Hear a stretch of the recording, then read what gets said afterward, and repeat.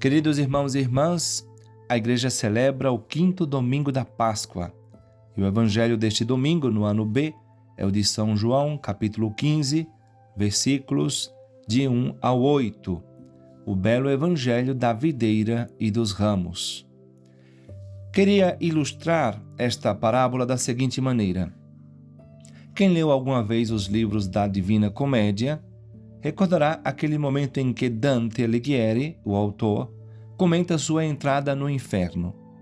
Uma vez atravessada aquela temível porta sobre a qual estão gravadas as palavras mais duras que um ser humano pode ler ou escutar. Deixai aqui toda esperança, vós que aqui entrais. Dante diz de estar em um lugar que ele denomina o vestíbulo do inferno. E neste lugar, que não seria ainda o inferno propriamente dito, mas os seus arredores, o poeta contempla uma multidão de pecadores correndo a toda velocidade, eternamente, sem descanso, detrás de uma bandeira, prorrompendo constantemente em suspiros e lamentos.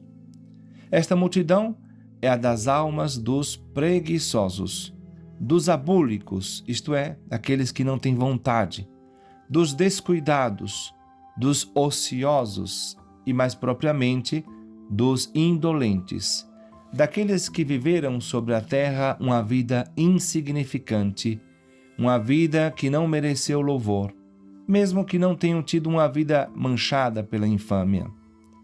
Não fizeram grandes males, não foram grandes pecadores, não se arriscaram pelo mal e tampouco pelo bem, não foram santos, não se deram com grande generosidade ao bem.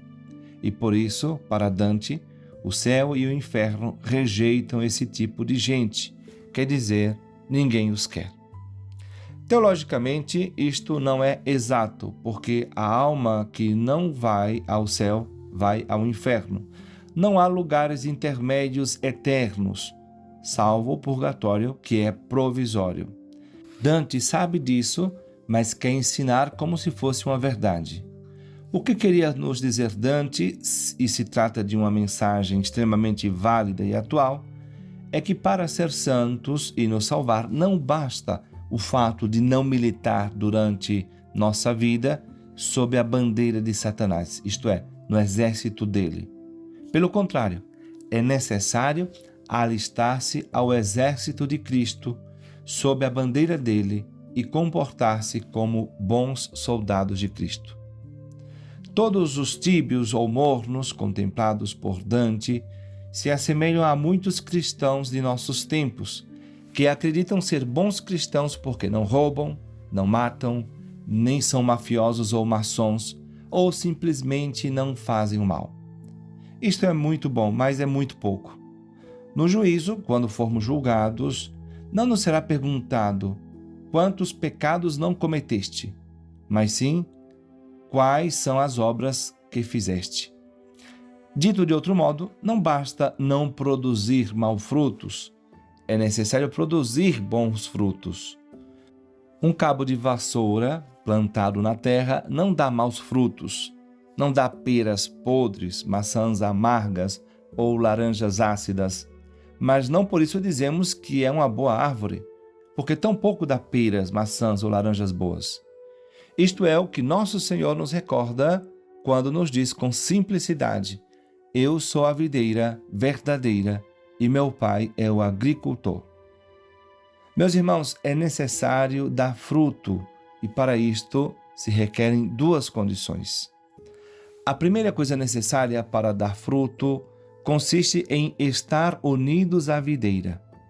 O ramo que se separa da videira se seca e morre e fica assim infecundo. A videira é Jesus Cristo, e quem não se mantém unido a Jesus se seca e não dá fruto espiritual. Como o ramo não pode dar fruto por si mesmo, se não permanecer na videira, assim também vós não podereis dar fruto se não permanecerdes em mim. Portanto, nossa primeira preocupação deve ser sempre conservar o estado de graça, a vida da graça que nos garante a união com Jesus Cristo e praticar as virtudes que nos fazem imitar a sua vida.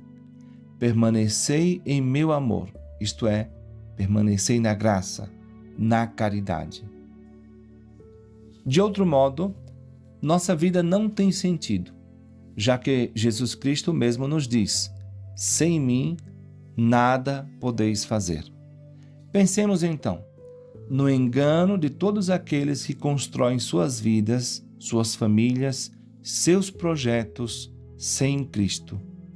Pensemos na vida ilusória de todos aqueles que não se preocupam principalmente com sua vida interior, com sua santidade. Pensemos na vã esperança de todos os que esquecem que o mais importante é servir a Deus e o resto vem depois. Por isso devemos dar fruto, mas não nos enganemos. Dar fruto não significa fazer obras, nem mesmo boas obras. Significa fazer boas obras unidos a Cristo. Podemos fazer muito, trabalhar mais que as formigas e as abelhas, mas se não estamos unidos a Cristo, isto não nos vale nada.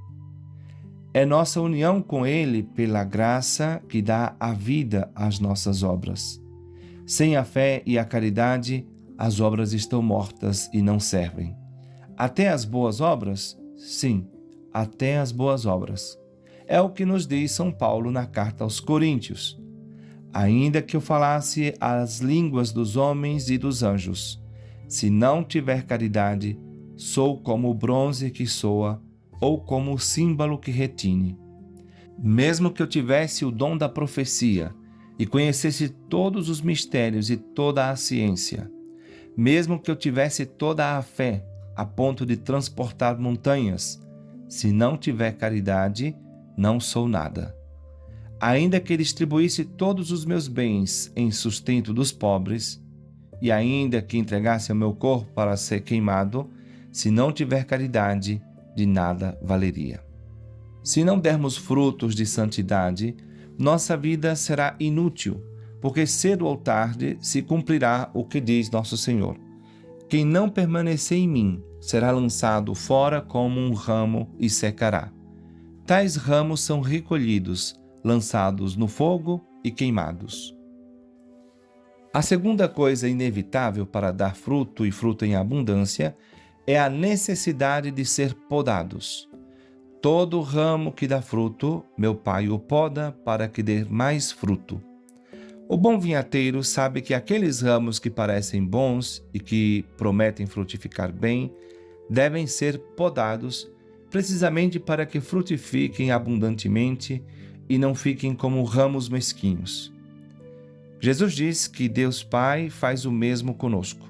Portanto, devemos interpretar nesse sentido todas aquelas provas, dificuldades e sofrimentos com que o Senhor permite que sejamos afligidos.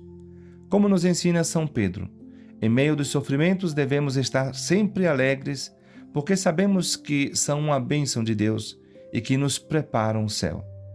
Devemos tomar consciência que se o Pai nos podar com tribulações, isso significa que Ele vê que podemos frutificar muito e que nos considera dignos de formar parte de sua vinha e dignos de glorificar a Deus, porque nisto meu Pai é glorificado, que deis muito fruto e vos torneis meus discípulos, diz o Senhor.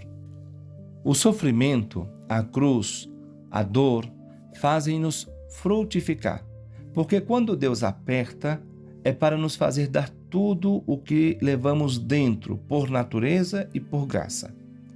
Como dizia poeticamente Pemã, colocando na boca de Inácio: não se pode fabricar óleo sem esmagar a azeitona no moinho, nem se pode fazer bom vinho sem pisar a uva no lagar. Por isso, porque a fria nevasca crua e bravia seca a carne sã ao pedir cada manhã a Deus por minha companhia. Eu não lhe peço favores, nem encaminho o plano entre flores, peço-lhe perseguição e ao mesmo tempo perdão para os perseguidores. Caríssimos, peçamos a graça de permanecer sempre unidos à videira que é Cristo. Peçamos a graça de dar sempre frutos de conversão, de bondade, de generosidade, de santidade. E para dar ainda mais frutos, peçamos a graça de saber viver bem as podas de Deus, os sofrimentos que Ele nos envia para que demos frutos ainda maiores. Que Nossa Senhora, que levou o bendito fruto em seu ventre, o maior fruto, que foi o mesmo Deus, nos conceda esta graça. Assim seja.